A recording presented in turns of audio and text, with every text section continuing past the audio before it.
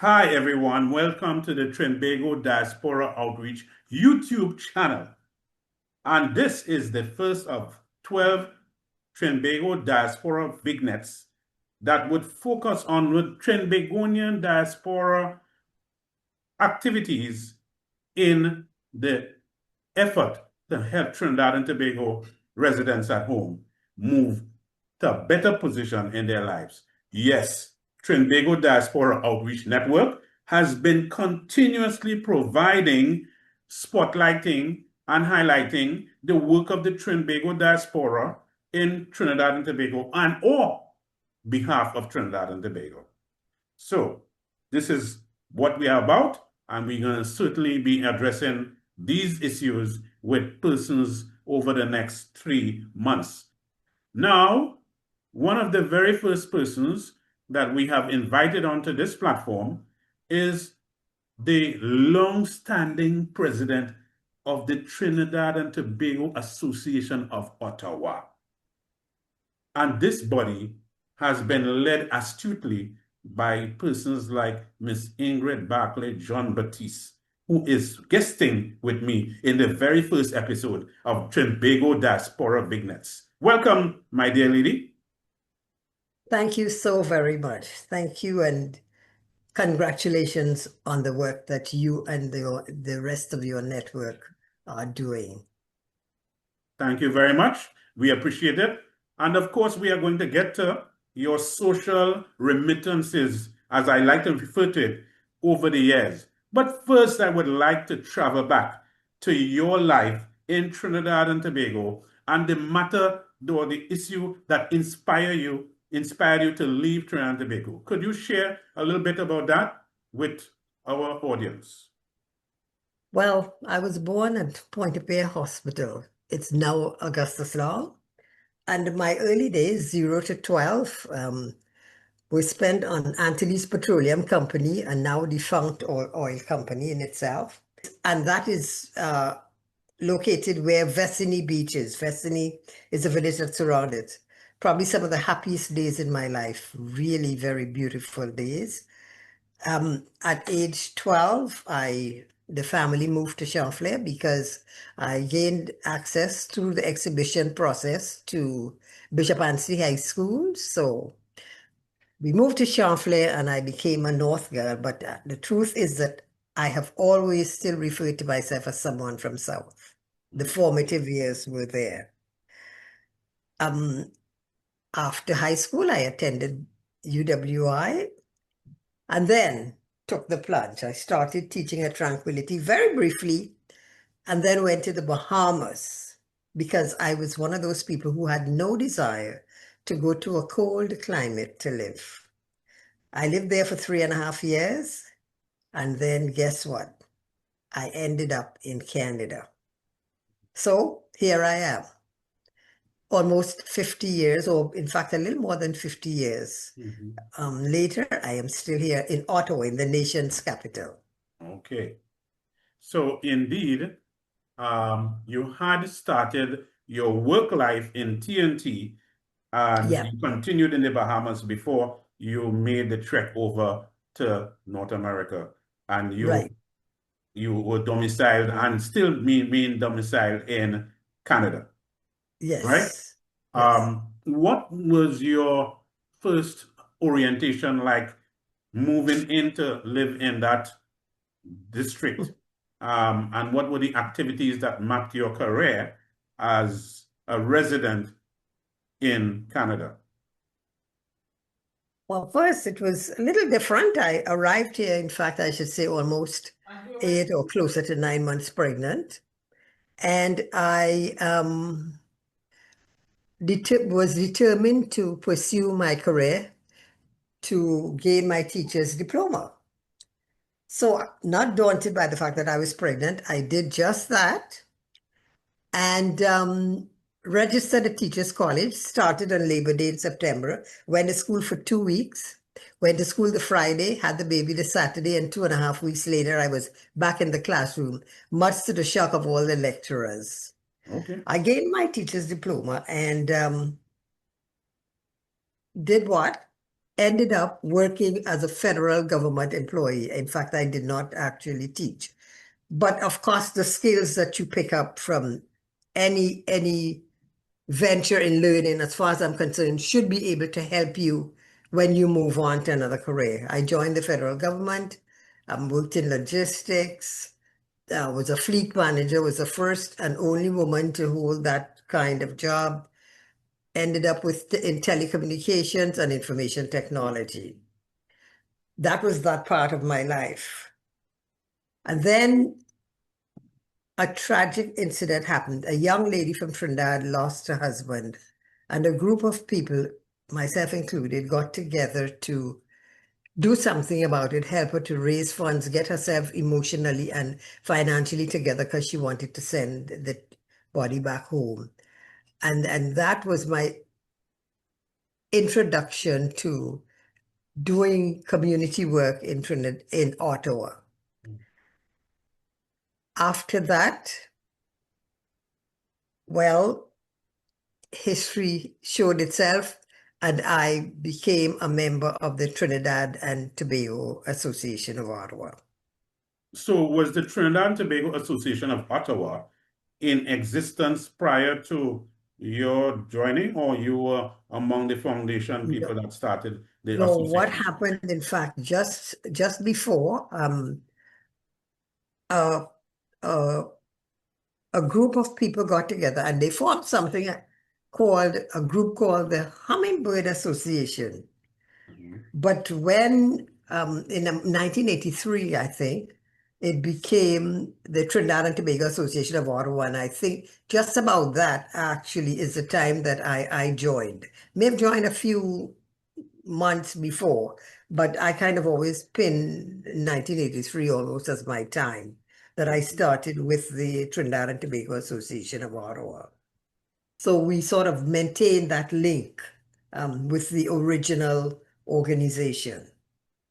Okay, could you give us a little snapshot of the kinds of philanthropic initiatives you have pursued over the last 3 decades? The association partnered with an organization here called CUSO, Canadian University Services.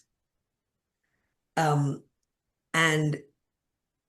we sent computers to Upper Commuto Government School. Someone mentioned that the school needed computers, and those were the days of the real big, the big ones. So we partnered with them and we sent them computers. So you were sending the Kumuto in Trinidad. So you gathered this to send home to TNT. Wonderful. Yes, we sent those computers. We raised funds and we made a donation to the Tobago Empowerment Foundation. That was one of them. We have done fundraising, and I'm not going in sequence in that sense. Right. I'm doing it as they come to my mind. Some time ago, not all that many years ago, there was flooding in Trinidad, might have been 2018, I think. Our association used to have a parang every year, and we raised funds and sent some money we gave it to the Living Waters Foundation. That was, I think, 12,630 Trinidad and Tobago dollars. In 2020, we were made aware of a school, the Manripo RC School. The Parent Teachers Association was trying to garner funds to help. I think there were 40 children who needed uniforms, both gym and school uniforms, books, and many of the other things that you need to have a successful day at school. Once again, we garnered the troops and we raised, from here, our association raised 23,000 TT dollars, and we got a kind donation from Guardian Life of $10,000. So in all, we were able to hand them $33,000. When COVID started, I was reading the paper because I keep in touch with my homeland, so I read the papers pretty well almost every day. And there was a young lady, a teacher in, I think, Mason Hall, Derica something, I can't remember her name, but she was raising, Melissa Derica, I think was her name. And I read she was selling soup to raise funds to buy laptops for 8 children in a class. I took it to the executive and said, we gotta see what we can do. And so we were able to make a donation of $500 to her, Canadian that is, and to assist her with buying the computers for the children.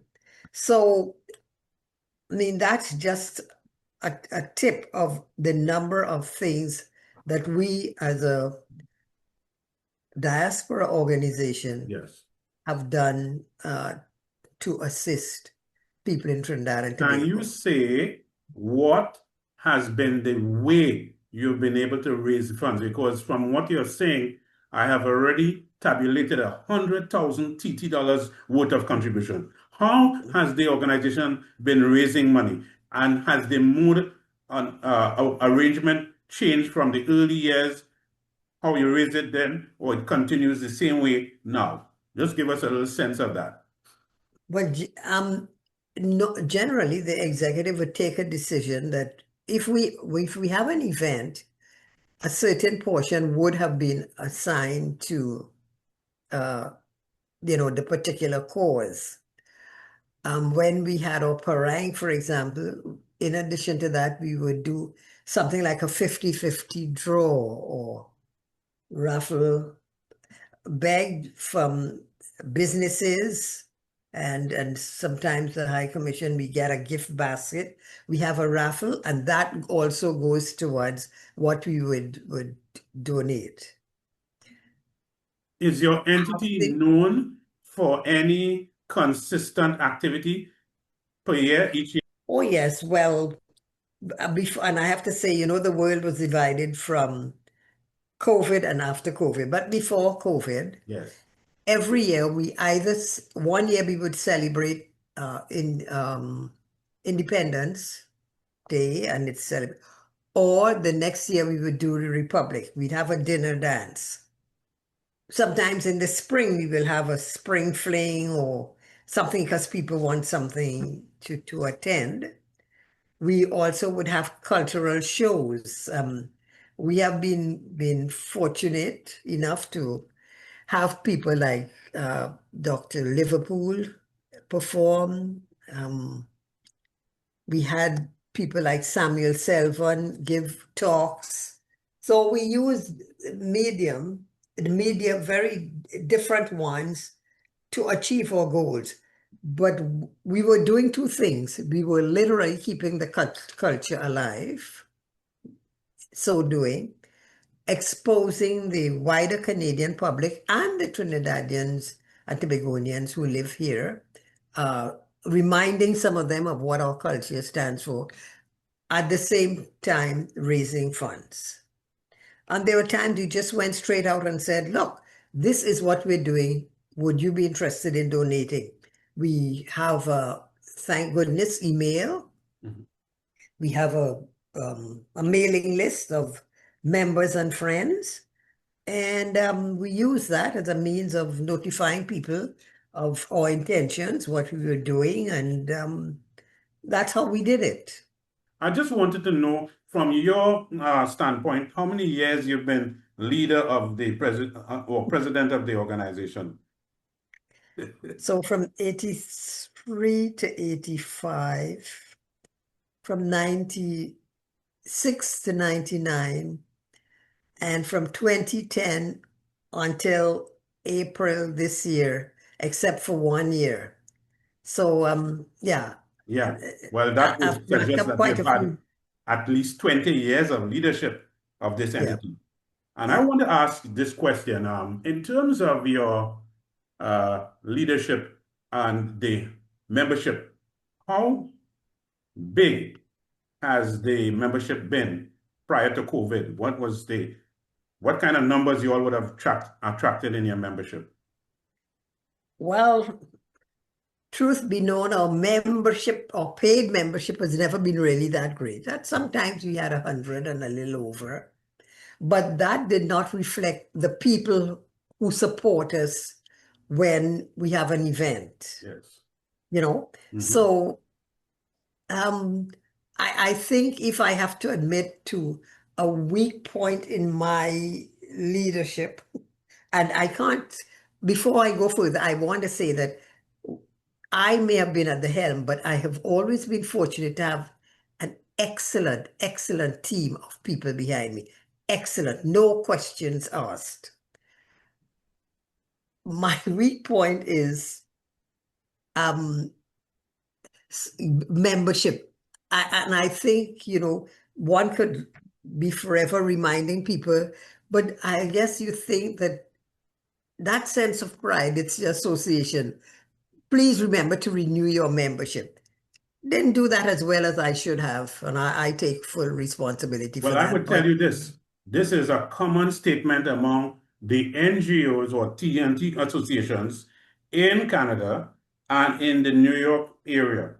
People have not kept a pace with their paid membership, but they come out and make the contributions at the actual issue when the event is being held or the person has to be supported. But I want to say to you, and I would like you to expand for our audience, one of the best examples of your social remittance has been the effort to assist people from Trinidad and Tobago to have surgeries to perform in Ottawa. Could you cite 2 examples of that for our audience before we close? Yes. The first one was a young guy called Julian Blackman. First, I have to say there's a pediatric surgeon here, heart specialist, Dr. Gyaandeo Mirage. Trinidad, that's the kind of person Trinidad should honor. He goes home twice a year or whatever and performs surgeries there. But sometimes the surgeries require more than just the surgery. It's the aftercare.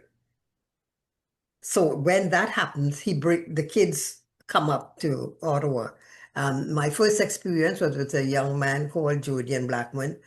I was not the president and I was not on the executive at that time. So myself and another woman who worked at the hospital got together and rallied the troops, raised funds to keep him because they had to stay somewhere. Ronald McDonald House is one of the places that they can stay attached to the hospital. So we raised the funds, let people knew they were there. People were kind, brought meals. And we saw him through the surgery and the aftercare. We moved them from the Ronald McDonald House, and the other woman was kind enough to take them in her house. So I'm talking about 3 months, but we just kept it going. Food, whatever was needed, a little entertainment here and there for the mother, because the mother had to be with them or when the father came. The next one was a teacher from Trinidad who had a disease when she was young, a heart disease, but it was never addressed. So she too came up for Dr. Mirage to take care of her, did the surgery. And after the surgery, my husband and I brought her to our house. She stayed with us for about 6 weeks or a month to 6 weeks. And we made sure that she went to all her appointments and everything was fine. And then they went back to Trinidad. There were other people who came up in between, and we worked accordingly. When it was just to provide funds or meal or whatever, and they stayed at the Ronald McDonald House, we took care of that. Yeah. Well, that is fantastic, and that is a good point on which to bring our interview to a close with the venerable Miss Ingrid Jean-Baptiste, a long-standing member and executive leader of the Trinidad and Tobago Association of Ottawa. I want to thank you so much for being a guest on our first episode of Trinbago Diaspora Vignettes, and we certainly would look forward to be engaged with you as you all continue with your future endeavors.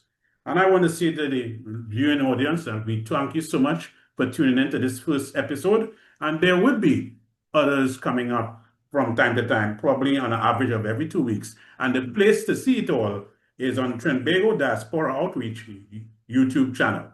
So we will be back in this saddle in a couple of days again with another important diaspora vignette. Thank you. Have a great day.